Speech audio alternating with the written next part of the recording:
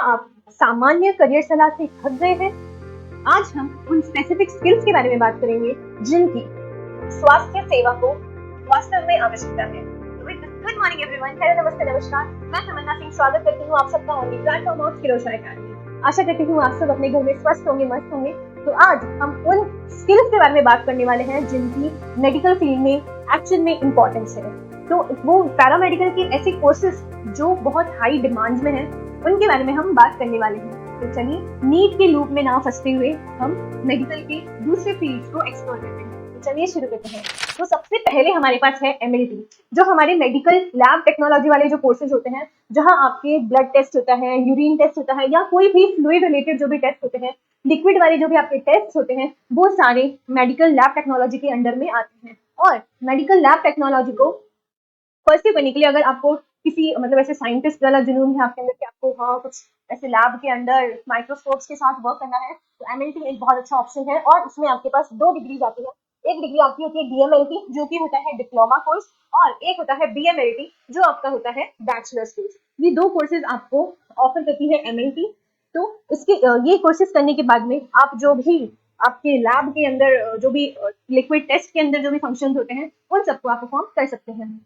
Next field हमारे पास आती है रेडियोलॉजी की। तो आजकल आपने देखे होंगे, कभी भी कोई एक्सीडेंट हो जाता है या कभी कोई चोट लग जाती है, तो हम लोग भागते हैं डॉक्टर के पास। डॉक्टर बोलते हैं जाओ एक्सरे करवा के लाओ, सिर में चोट लगती है तो जाओ सिटी स्कैन करवा के लाओ। तो ये सारा जो भी ऑपरेशन होता है, एक्सरे करना, सिटी स्कैन करना, और जो कैंसर थेरेपीज होती हैं वो सारी प्रोवाइड करना, तो उसमें किसका रोल होता है? रेडियोलॉजिस्ट का। तो इसके जो कोर्सेज आपको अवेलेबल हैं, जो आपको लर्न कर सकते हो, वो आपका है डीआरटी और बीआरआईटी। DRT is Diploma in Radiology Technology, Radiography Technology, and BRIT is Bachelor of Radiography and Imaging Technology. तो यहाँ पे आप वो सारी चीजें सीखते हो जो एक पेशेंट की एग्जैक्ट फ्रैक्चर्ड ऑर्गन की फोटो लेने का काम होता है। जैसे अगर किसी का हाथ फ्रैक्चर हो गया है, तो जब एक्सरे होता है तो उसकी पोजीशन असाइन करते हैं। वहां पे ऑलरेडी एक बंदा बैठा होता है जो आपको पोजीशन बताता है कि ऐसे हाथ रखो, ऐसे लो, और फिर वो उसकी फोटो लेता है ना। तो ये वाले जो भी सारे फंक्शंस होते हैं, ये आपको इन डिग्रीज में सिखाए जाते हैं। ठीक है, ये भी एक बहुत बूमिंग कोर्स है, बिकॉज अभी जैसा कैंसर जो वाले जो पेशेंट्स होते हैं, उनकी थेरेपीज जो होती है वो यहीं से हम लोग को मिलती है। तो इसीलिए ये एक बहुत अच्छा ऑप्शन है। सेकेंड आते हैं हमारे पास ओटीटी, जो हमारे ऑपरेशन थिएटर्स में डॉक्टर्स के साथ काम करते हैं, जो सारा काम करते हैं ना, जैसे सर्जरी के लिए लैब पूरा प्रिपेयर करना, रूम प्रिपेयर करना, जो भी इक्विपमेंट्स रिक्वायर्ड होते हैं वो प्रिपेयर करना, यूज इक्विपमेंट्स को स्टेरिलाइज करना, ये सारा जो काम होता है ये हमारे ओटीटीज का काम होता है। ठीक है, ये सारे एसेंशियल सर्जिकल असिस्टेंट्स उनको देते हैं। ये ऑपरेटिंग रूम को प्रिपेयर करते हैं, इंस्ट्रूमेंट्स को स्टेरिलाइज करने का इनमें काम होता है, और जो भी प्रोसीजर्स वगैरह होते हैं वो अच्छे से चले। डॉक्टर को ऐसा ना हो कि किसी चीज की अर्जेंट रिक्वायरमेंट है और डॉक्टर उसको ना ले पाए, तो ये सारा इंश्योर करते हैं। इसीलिए जो ऑपरेशन थिएटर में जो लोग डॉक्टर्स के अलावा जो प्रेजेंट होते हैं, उनको हम रियल हीरोज कहते हैं, है ना, क्योंकि अगर वो नहीं होंगे तो डॉक्टर एक साथ सब कुछ मैनेज नहीं कर पाएंगे, है ना, इसीलिए। तो इस ओटीटी करने के लिए हमारे पास यहाँ भी 2 डिग्रीज हैं। एक है हमारी डीओटीटी विच इज डिप्लोमा, और एक है हमारा बैचलर्स कोर्स है ओटीटी। यहाँ आपको surgical procedures, equipment handling, patient की केयर, इन सारी चीजों के बारे में आपको यहाँ पे बताते हैं।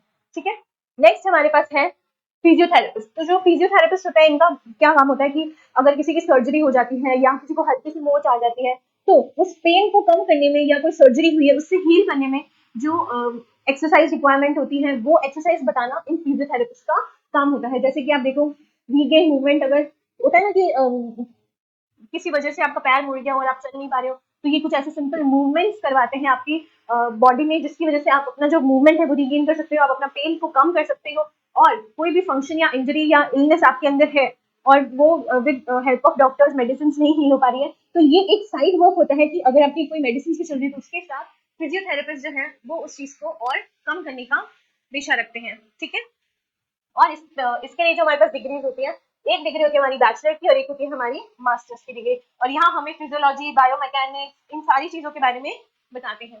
फिर आता है हमारे पास ऑप्टोमेट्रिस्ट।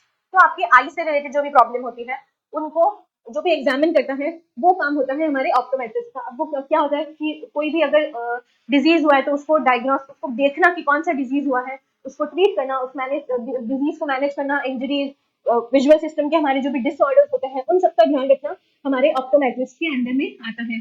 और इसके लिए भी हमारे पास 2 डिग्री है। Which is diploma in optometry और बैचलर ऑफ ऑप्टोमेट्री। तो ये 2 डिग्रीज हैं आपके पास ऑप्टोमेट्रिस्ट के लिए अप्लाई करने के लिए।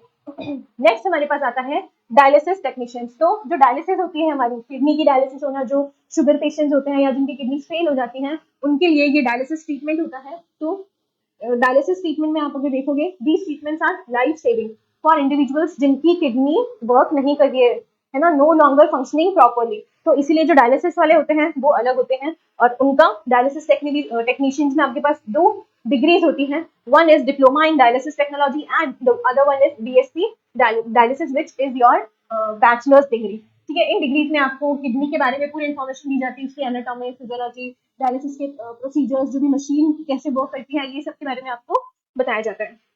नेक्स्ट हमारे पास है एनेस्थीसिया टेक्नोलॉजिस्ट। तो जो एनेस्थीसिया टेक्नोलॉजिस्ट होते हैं ये क्या करते हैं, ये पेशेंट को सर्जरी के लिए प्रिपेयर करते हैं। अब जो पेशेंट होता है ना, तो जो सर्जरी जब होती है प्रोसेस, तो वो डायरेक्ट तो नहीं हो जाती।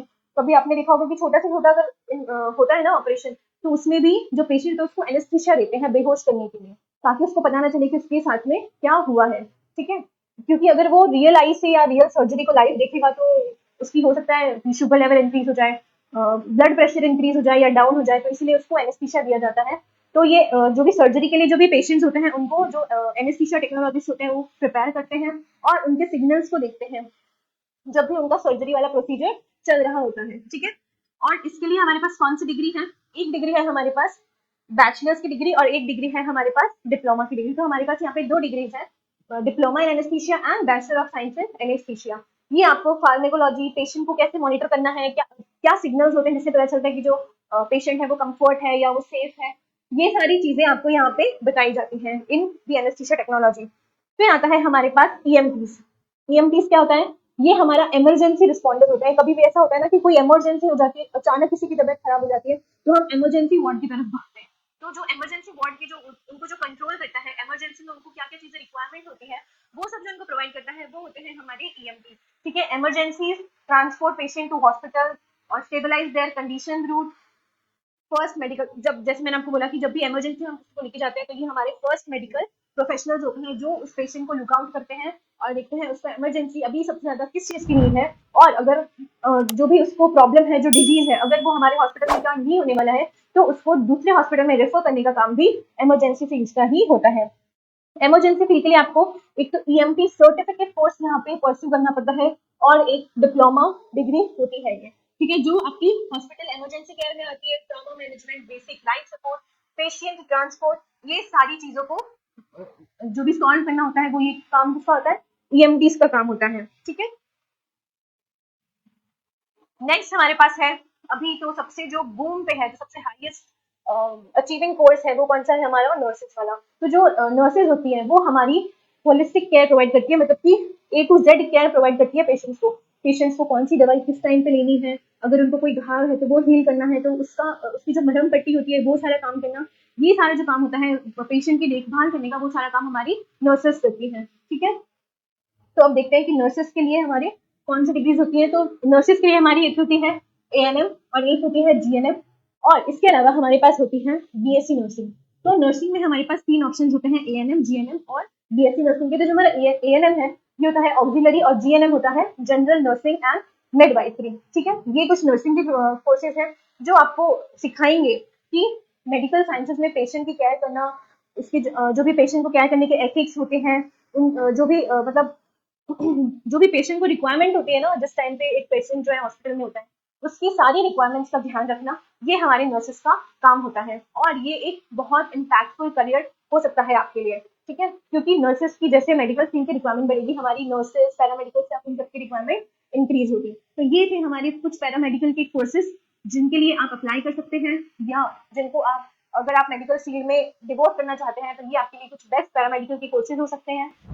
So looking for a best response from you. So with this, thank you and all the very best.